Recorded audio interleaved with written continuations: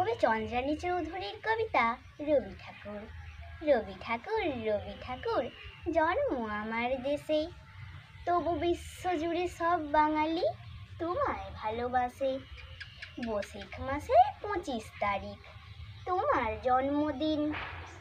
রবি ঠাকুর, সেদিন সবার বড়ই খুশির দিন।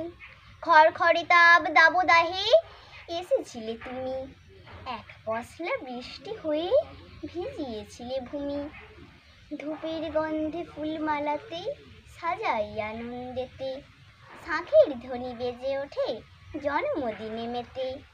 নাচে গানে মাতি সবাই তোমার জন্মদিনে, গীতবিতান রাখি পাশে শ্রদ্ধা নিবেদনে।